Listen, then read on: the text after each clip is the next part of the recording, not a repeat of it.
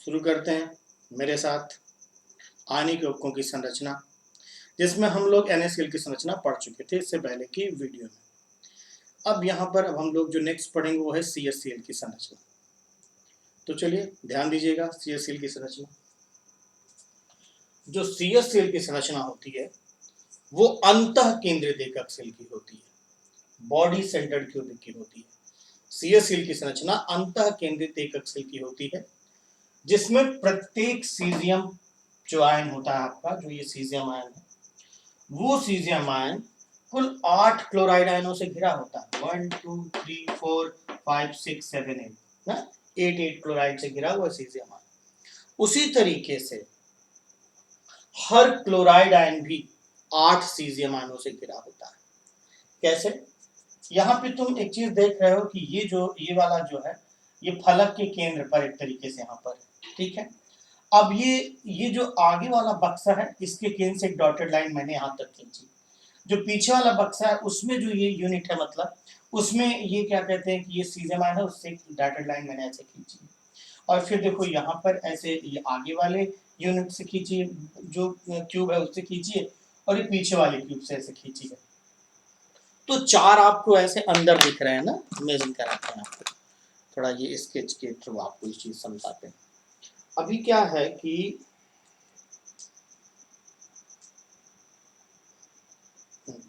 ये क्या है, ऐसे है ना, ऐसे उठा हुआ है, ऐसे ऐसे इमेजिन कर पा रहे होगे ना, ये ऐसे ऐसे प्लेन में नहीं है, ये ऐसे सब थोड़ा थोड़ा उठे हुए।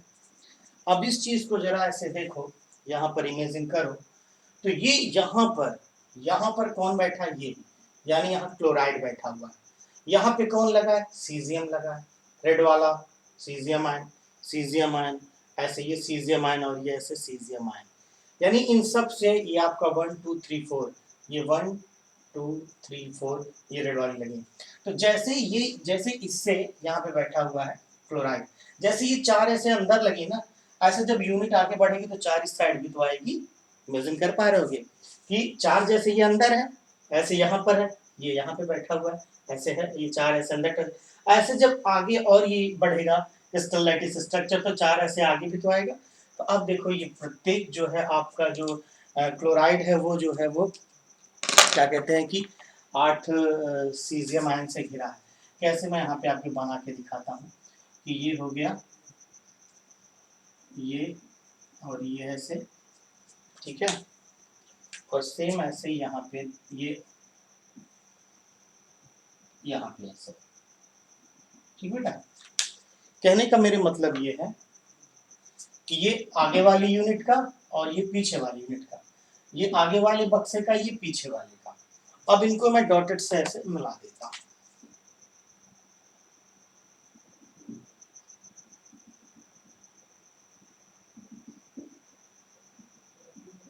ठीक है। तो इस तरीके से तुमने क्या देखा कि ये क्लोराइड भी 8 सीजियम से घिरा हुआ है, और यहाँ तो देख ही रहे हो कि सीजियम तो 1 2 3 4 5 6 8 से घिरा हुआ है। तो दोनों का जो कोऑर्डिनेशन नंबर है वो सेम है, दोनों की समन्वय संख्या क्या है, 8 है। इसको उपसासन संख्या भी बोलते हैं। आ रहा है समझ में, अंतः केंद्रित है और दोनों की समन्वय संख्याएं समान है, 8 8। अब हम लोग यहाँ पे निकालते हैं कि इसमें सीजियम आयन कितने हैं और इसमें क्लोराइड आयन कितने हैं। तो हम यहाँ पे निकालते हैं CS प्लस की संख्या निकालते हैं इक्वल। ध्यान दीजिएगा, जो CS प्लस है रेड वाला, वो इस पहली यूनिट 1 2 3 4 5 6 7 8 कुल मिला के 8 है। 8 रेड बॉल आपको दिख रही है, तो हमने यहाँ पे लिख दिया सीजियम आयन की संख्या कितनी है, 8 है। अब बेटा हम लोग निकालते हैं इसमें क्लोराइड आयन की संख्या, तो हम लिखेंगे क्लोराइड आयन की संख्या। तो क्लोराइड आयन की संख्या इक्वल, जरा गौर करना, ध्यान से समझना, ये जो हमारे क्लोराइड है वो सब कॉर्नर पर है, 8 कॉर्नर पर है। तो 8 कॉर्नर पे इनका कंट्रीब्यूशन क्या होगा वो लिखते हैं। मैं यहाँ लिखता हूँ इक्वल, यहाँ पे लिखता हूँ 8 इंटू 1/8, क्लियर, 8 इंटू 1/8, क्योंकि एक कॉर्नर पे उनका कंट्रीब्यूशन 1/8 होता है, तो 8 कॉर्नर पे 8 इंटू 1/8 हो गया। प्लस ध्यान देना, हर एक कोर पर, या पहले फेस का देख लेते हैं, हर फेस के सेंटर पर, देखो इस वाले फेस के सेंटर पर, इस वाले फेस के सेंटर पर, हर एक फेस के सेंटर पर। तो कितने फेस होते हैं? 6 होते हैं, और हर फेस पर इनका योगदान कितना होता है? 1/2 होता है। तो 6 प्लस 6 इंटू 1/2 लिख दिया। प्लस ध्यान दीजिएगा, अब ध्यान दो, अब उसके बाद यहाँ पे देखो कोर की अगर बेटा बात करें तो ये देखो एक कोर है, ये कुल एक क्यूब में आपको बताया था 12 कोर होते हैं। 1 2 ना, ऐसे देखो 1 2 3 4 ऐसे करके बताया नहीं था, तो ये कोर आपके होते हैं। तो ये आपके कोर पर आप देखो 12 कोर है, 1 2 3 4 5 6 7 8, देख रहे हो ना। तो इस तरीके से आपके कितने कोर बनते हैं? कुल मिलाकर 12 कोर बनते हैं। आया होगा समझ में कि 12 कोर कहाँ कहाँ बन रहे हैं? आया कि नहीं आया? देखो 1 2 3 4 5 6 7 8 9 10 11 12 कोर बन गए। और हर कोर पे इनका कंट्रीब्यूशन कितना होता है? 1/4 होता है। तो आप यहाँ पे क्या लिखोगे? 12 इंटू 1/4। ठीक है, आ रहा है समझ में? अब देखो एक तो बीचों बीच बैठा है, एक यहाँ बीचों बीच बैठा है, प्लस इसको भी +1 ऐसे लिखते हैं। ठीक, तो अब इनका देखो सम कितना आया बेटा? इनका आया 1 + 3 + 3 + 1 आया। अब ये 1 + 3 + 3 + 1 हो गया, कुल मिला के कितने हो गए? 8 हो गए। 8 हो गए ना, कुल मिला के 8 हो गए। तो अब आपने देखा कि सीजियम की संख्या भी 8 है, क्लोराइड की भी संख्या 8 है। तो इन दोनों का रेशियो क्या होगा? CS plus ratio Cl minus का रेशियो क्या आएगा? 8:8 आएगा, यानी आ जाएगा 1:1। इसीलिए ये किस टाइप का कंपाउंड है? ये AX टाइप का कंपाउंड है। क्लियर हुआ बच्चों? सबको समझ में आया? ठीक है, नेक्स्ट अगला हम लोग पढ़ते हैं जिंक सल्फाइड की संरचना। ध्यान दो, इसको मिटा दिया जाए। चलिए नेक्स्ट पढ़ते जिंक सल्फाइड की संरचना। सभी बच्चे ध्यान दें।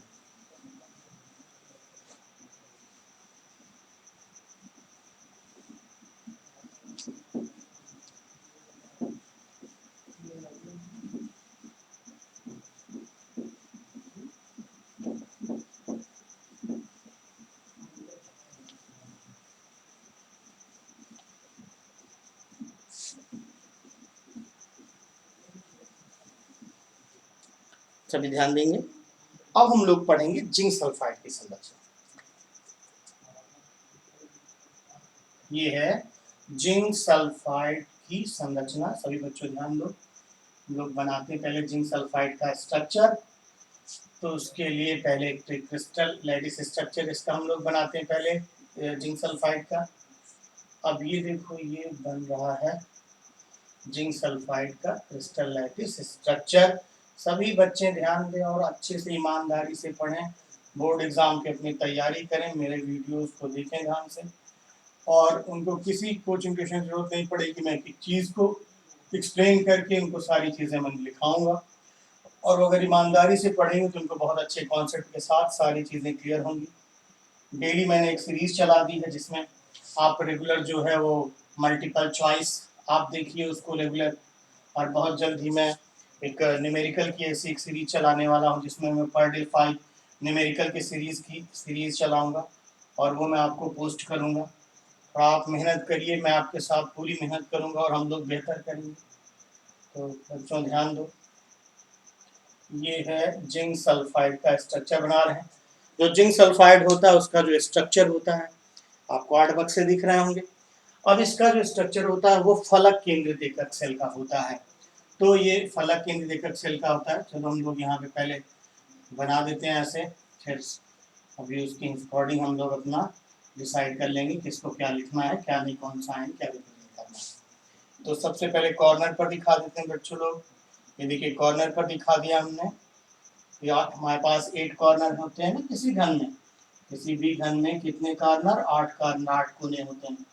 तो ये देखो 8 पे हमने 8 कोनों पर ऐसे दिखा दिया। अब हर एक फेस पे दिखा देते हैं, यहाँ पे दिखा देते हैं, ये देखो ये हर फेस के सेंटर पर दिखा देते हैं।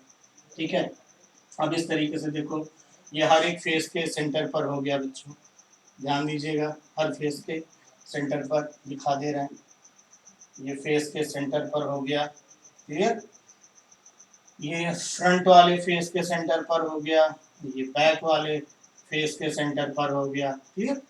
तो इस तरीके से हमने इसको दिखा दिया। अब उसके बाद अब ये ध्यान से समझना, जो हमारे ये हमने सपोज करो कि ये हमने सल्फाइड को दिखाया, तो ये हमने किसका स्ट्रक्चर दिखाया, ये सल्फाइड का दिखाया, यहाँ लिख देते हैं, यहाँ पे हम लिख देते हैं ये सल्फाइड है, गौर करिएगा ये हमारा सल्फाइड है, यस माइनस माइनस है।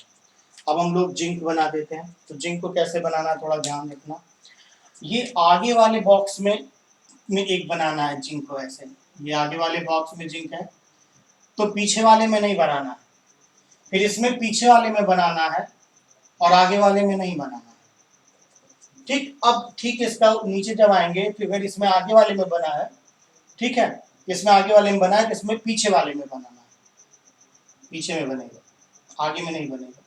और इसमें कहाँ बना था, पीछे, तो इसमें कहाँ बनेगा, आगे बनेगा। तो इस तरीके से ये हमारा जिंक सल्फाइड का स्ट्रक्चर बन गया। बच्चा लोग ध्यान दीजिएगा, ये इसको हमने जिंक लिख दिया यहाँ पे, ये हमारा हो गया जिंक आयन हो गया Zn++। ईमानदारी से पढ़िए, ध्यान से, पूरी मेहनत की जाएगी। तो देखो जो जिंक सल्फाइड का स्ट्रक्चर है वो फलक केंद्रित एकक सेल का है, वो फेस सेंटर्ड क्यूबिक का है। तो जिंक सल्फाइड की संरचना फलक केंद्रित एकक सेल की होती है, आप देख रहे हो वैसे कि फलक के केंद्र पर इस तरीके से लगा हुआ है।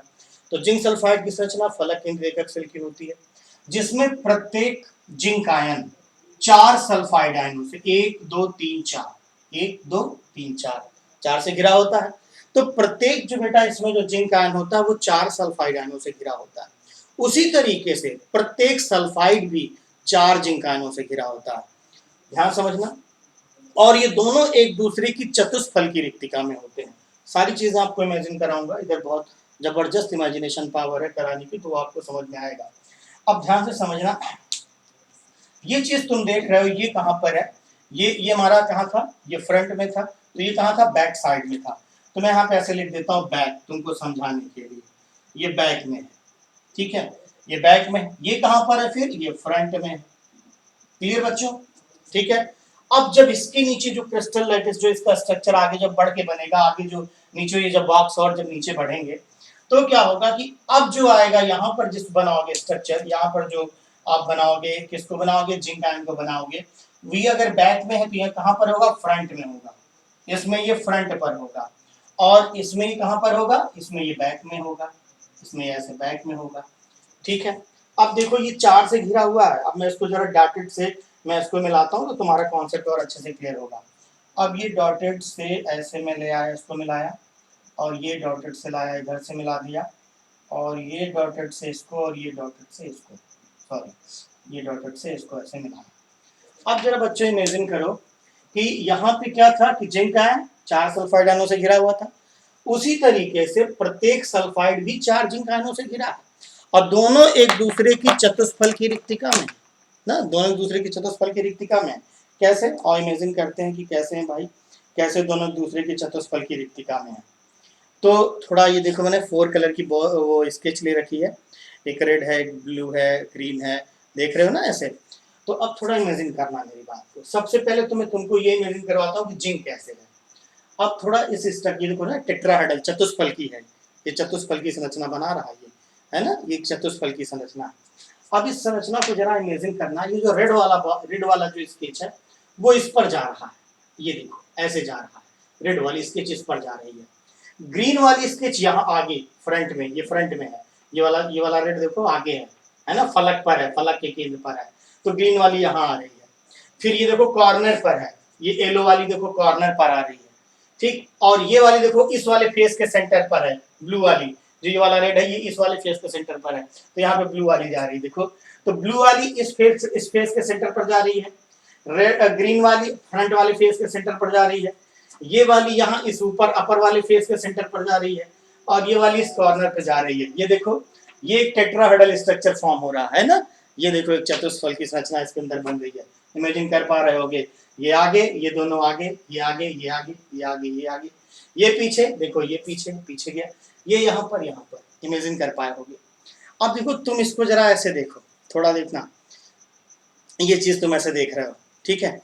अब इसकी जरा मेरी बात समझना बच्चों, अगर ये चीज यहाँ बैक में है, यहाँ बैक में, यहाँ कहाँ है, फ्रंट में है। अब ऐसे देखो तुम इसको, ये फ्रंट में, यानी ये लगा है फ्रंट पे, ये फ्रंट में, ये कहाँ जा रहा है, पीछे, ये बैक में जा रहा है। यानी रेड जो स्केच ये देख रहे हो, इसमें आगे कहाँ है, फ्रंट पे, और इसमें कहाँ है, बैक में है। ये देखो, ये ऐसे जा रहा है, यानी ये फ्रंट, ये बैक। अगले वाली यूनिट में कहाँ होगा, अगले वाली यूनिट में यहाँ पर क्या होगा, यहाँ पर फ्रंट आएगा। ध्यान समझना, नेक्स्ट वाली जो हमारी जो यूनिट होगी उसमें ये कहाँ पर आएगा, ये फ्रंट पर आएगा, और ये कहाँ पर रहेगा, बैक में रहेगा। ठीक है, ध्यान देना, इमेजिन करना बच्चों। अब देखो, अच्छा यहाँ दिख नहीं रहा है आपको शायद, तो यहाँ पे मैं ऐसे ऊपर लिख दे रहा हूँ, ये हमारा कहाँ रहेगा, फ्रंट में, और ये कहाँ पर रहेगा, ये रहेगा बैक में रहेगा। अभी दिख रहा होगा, ठीक है। तो ध्यान से समझो, ये फ्रंट, ये बैक, ये बैक, ये फ्रंट, आया ना समझ में। ये देखो, दिख रहा होगा, ये कहाँ है, फ्रंट में, ये फ्रंट पे ऐसे लगा, यहाँ पे लगा हुआ फ्रंट। ये कहाँ है, ये बैक में, ऐसे ऐसे देखो, ऐसे ऐसे जा रहा है, तो ये भी ऐसे ऐसे आ रहा है, ऐसे ऐसे। फिर उसके बाद नीचे ये कहाँ है, ये बैक में है, ये चलो ये बैक में चला गया। ये कहाँ है, ये फ्रंट में है। अब इसी को मैं, ये देखो, ये ला दिया, बन गया ना, वही चीज तो है ये, ऐसे ही तो है ये। तो आपने इमेजिन करा होगा कि ये भी स्ट्रक्चर कैसा है, ये भी टेट्राहेड्रल यानी चतुष्फलकी है। तो आपको बच्चा यहाँ क्या बोलना है, आपको बोलना है कि जो जिंक सल्फाइड की संरचना होती है वो फलक केंद्रित एकक सेल की होती है, जिसमें प्रत्येक जिंक आयन 4 सल्फाइड आयनों से और प्रत्येक सल्फाइड आयन 4 जिंक आयनों से घिरा होता है, और दोनों की समन्वय संख्या 4 होती है। दोनों की समन्वय संख्या 4 बहुत ही महत्वपूर्ण है। बहुविकल्पी में आता है कि जिंक का समन्वय संख्या क्या होगी, जिंक सल्फाइड या सल्फाइड की समन्वय संख्या क्या होगी। तो दोनों की समन्वय संख्या 4 है, दोनों ही चतुष्फलकी रिक्तिका में। अब आओ हम लोग निकालते हैं जिंक आयन की संख्या। तो यहाँ पे लिखेंगे Zn++ की संख्या। तो Zn++ की संख्या बराबर क्या हो जाएगा बच्चा लोग, ध्यान से समझो खूब अच्छे से। कितने जिंक आयन दिख रहे हैं, 1 2 3 4, है ना। ये नीचे तो मैं आपको समझाने के लिए बनाया, तो ये 4 हो गए, यहाँ पे हमने 4 लिख दिया, क्लियर। अब हम लोग सल्फाइड आयन की संख्या निकालते हैं। तो सल्फाइड आयन की संख्या बराबर क्या हो जाएगा, देखो सल्फाइड कहाँ है, कॉर्नर पर है ना। तो एक कॉर्नर पर उसका जो कंट्रीब्यूशन है वो कितना होता है, 1/8 होता है, उसका योगदान 1/8 होता है। तो 8 कॉर्नर पर 8 गुणे 1/8 आ रहा है सबको समझ में। अब उसके बाद वो देखो, हर फलक के केंद्र पर भी है, एक घन में कुल 6 फलक होते हैं, और हर फलक पर उसका योगदान 1/2 होता है। तो ये देखो 1 + 3 कुल मिला के कितना आ गया, 4 आ गया। अब यहाँ पे जिंक आयन और सल्फाइड आयन का जो रेशियो आया वो आया 4:4, और ये आ गया 1:1 आया। और यही रीजन है कि जो हमारा जो जिंक सल्फाइड है वो किस प्रकार का यौगिक है, AX प्रकार का यौगिक है। समझ में आया, AX प्रकार का यौगिक है हमारा कौन, जिंक सल्फाइड। आ रहा बच्चों सबको समझ में, ध्यान दीजिएगा। अब इसके बाद हम लोग नेक्स्ट चलते हैं AX2 प्रकार के यौगिक पर, और उसको समझते हैं, जिसका एग्जाम्पल है कैल्शियम फ्लोराइड। तो सभी बच्चे ध्यान दें, सभी लोग ध्यान से मेरी बात को सुने।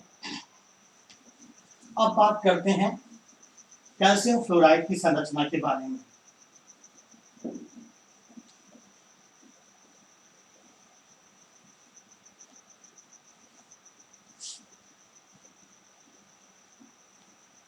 सभी लोग ध्यान से सुने। तो अब AX2 प्रकार के यौगिक, AX2 प्रकार के यौगिक, तो AX2 प्रकार के यौगिक क्या होते हैं, वे यौगिक जिनमें धनायन और ऋणायन एक दूसरे के समतुल्य नहीं होते हैं, और ना ही उनकी समन्वय संख्याएं एक दूसरे के समतुल्य होंगी। अभी इसके पहले वाले में सबकी देखो समन्वय संख्या बराबर आती थी, अगर यानी कि 6 आती थी तो क्लोराइड की भी 6 आती थी, सीजियम की 8 आती थी तो क्लोराइड की भी 8 आती थी, जिंक की Zn++ की 4 आती थी तो सल्फाइड की भी 4 आती थी। यहाँ कह रहा है कि धनायन और ऋणायन की जो समन्वय संख्याएं होंगी वे एक दूसरे के समतुल्य नहीं होंगी, ना तो धनायन ऋणायन की संख्या समतुल्य होगी, ना उनकी समन्वय संख्याएं समतुल्य होंगी। तो क्या बोलना है कि वे आयनिक यौगिक जिनमें धनायन और ऋणायन एक दूसरे के समतुल्य नहीं होते हैं, तथा उनकी समन्वय संख्याएं भी समान नहीं होती हैं, और धनायन और ऋणायन में 1:2 का अनुपात पाया जाएगा, वही आपके कहलाते हैं AX प्रकार के यौगिक। आ रहा है समझ में, यानी यहाँ पर धनायन और ऋणायन एक दूसरे के समतुल्य नहीं है। समझ में आ रहा। और उनकी समन्वय संख्या भी समान नहीं। एग्जाम्पल है कैल्शियम फ्लोराइड CaF2। तो चलिए पढ़ते हैं कैल्शियम फ्लोराइड की संरचना के बारे में और जानते हैं और इसको एक्सप्लेन करते हैं। तो सबसे पहले यहाँ पे बनाते हैं कैल्शियम फ्लोराइड का स्ट्रक्चर। अब देखो ये इस तरह हम लोग बनाएंगे CaF2 यानी कैल्शियम फ्लोराइड का स्ट्रक्चर बनाते हैं बच्चों लोग, सभी लोग ध्यान दीजिएगा छोटू लोग। ये बन गया हमारा कैल्शियम फ्लोराइड का क्रिस्टल लैटिस स्ट्रक्चर और तुम लोग ऐसा सीख लो कि कैसे बनाना है। पहले एक आपको स्क्वायर बनाना है, फिर उसके ठीक ऊपर एक दूसरा स्क्वायर बनाना है। अब उसके बाद नीचे वाले स्क्वायर को 4 पार्ट में डिवाइड कर देना है, ऐसे डिवाइड कर देना। और ऊपर वाले स्क्वायर को भी 4 पार्ट में ऐसे डिवाइड कर देना ताकि आसान हो जाए। फिर इस लाइन को ऐसे इन सबको ऐसे मिला देना। अब जब ऐसे मिला दोगे बेटा ध्यान देना, ऐसे मिला दी बच्चा लोग, ऐसे मिला दिए। अब उसके बाद इस पट्टी को बीच से ऐसे डिवाइड कर देना, ऐसे इस वाली जो पट्टी है इसको बीच से ऐसे डिवाइड कर देना, इस वाली पट्टी को ऐसे बीच से डिवाइड कर देना, ठीक है। अब डिवाइड करने के बाद ऊपर से ऐसे लेकर के आइएगा, इस वाली पट्टी को ऐसे बीच से डिवाइड करना। अब इस वाली पट्टी को ऐसे बीच से डिवाइड कर देना, ऐसे सिंपल। देखो ये हमारे 8 क्यूब तैयार हो गए, ठीक है। आ रहा है समझ में। अब यहाँ भी जो संरचना होने वाली है वो भी कैसी होने वाली, वो भी फलक केंद्रित होने वाली है। तो यहाँ पर फलक केंद्रित एकक सेल की है, ध्यान दीजिएगा। तो हम लोग बनाते हैं यहाँ पे पहले कॉर्नर पर बनाते हैं।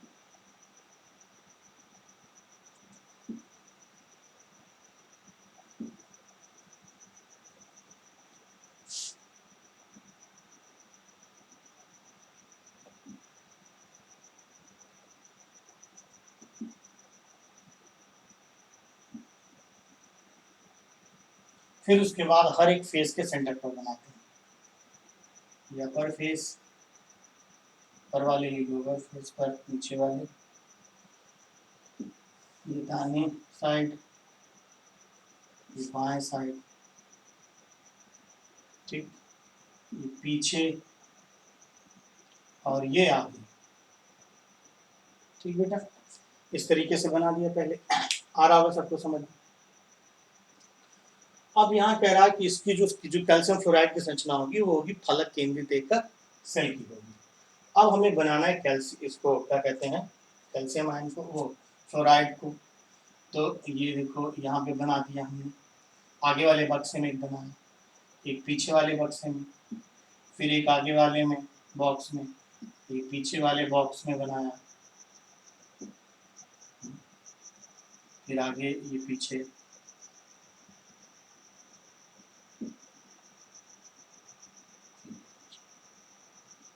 ठीक, ध्यान दीजिएगा।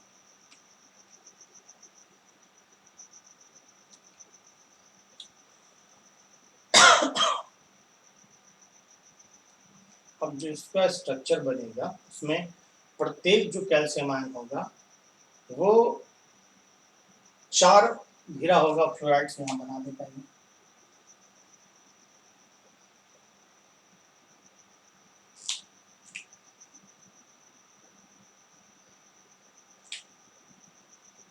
सॉरी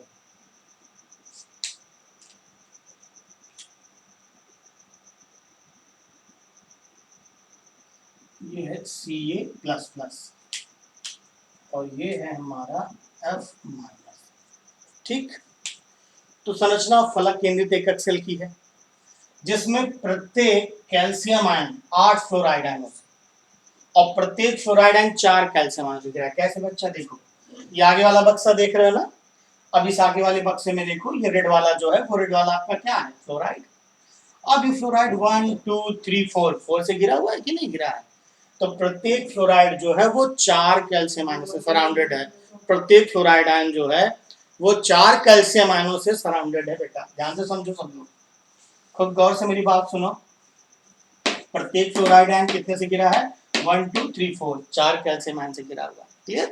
प्रत्येक फ्लोराइड आयन 4 कैल्शियम आयन से, और प्रत्येक कैल्शियम आयन 8 फ्लोराइड आयनों से घिरा है। और इमेजिन कराते हैं आपको, इस किनारे वाले से थोड़ा इमेजिन करना आसान होगा, इमेजिन तो आगे से भी कर सकते थे। अब देखो जैसे तभी वहां पे इमेजिन कराया था आपको कि देखो ये जो है ये फ्रंट पर यहाँ कौन है, कैल्शियम है।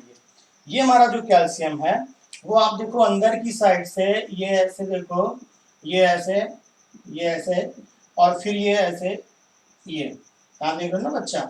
अब देखो ये कितने को टच कर रहा है, 4 को ऐसे अंदर की साइड में टच कर रहा है।